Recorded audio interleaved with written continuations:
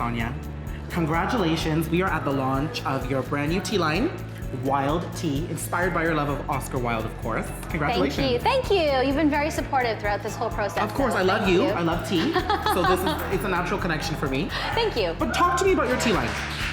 So tea came to my life at least 2 years ago, and I really got to experience the tradition of tea and the understanding and education behind tea. I'm South Asian, we've always grown up with tea, but I didn't actually understand the various types of traditions within the cultures of tea, and I found that to be very fascinating. Yeah. Now, before we get into the culture of tea, because you've used the words that I'm going to use later, your teas are actually from India, and they're hand-plucked. They are. Talk to me about the quality of these teas.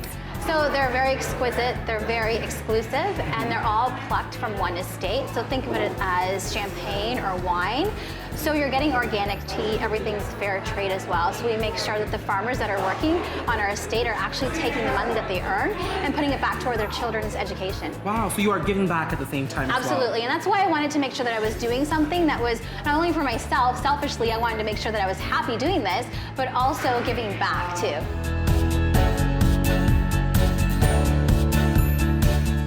To the culture of tea, there's a lot of etiquette when it comes to having your cup of tea. And I think most people, I've had friends who are just like, Well, who's hosting them? Who is hosting them?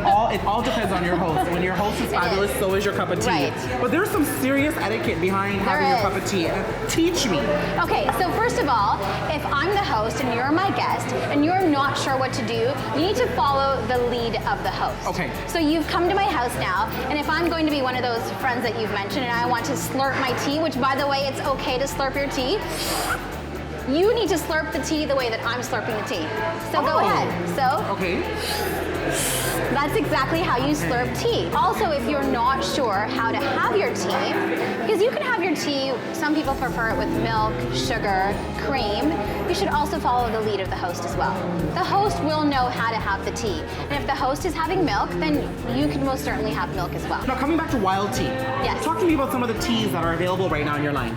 So right now, I love black tea, so my focus was really on black tea. So I love the idea of having a strong chai masala. And to me, when you have a chai masala, you should really be having it with something rich and savory. So I thought of the idea of like a really good biscuit.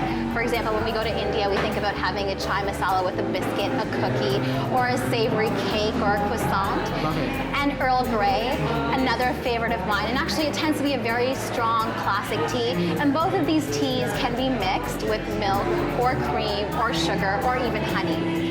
On the lighter side of things, I chose to use teas that represented a little bit more of a vegetative palette. So green teas are my favorite as well. And not everybody loves them, but again, if you start pairing your teas with food, which by the way itself is an art, you'll learn to grow and love tea and food together. Well, congratulations. Thank you so much for having me. Thank you, Daniel. Thank you, and cheers. Thanks for being my host. Pinky up. Oh, pinky up, pinky up. Cheers. Cheers.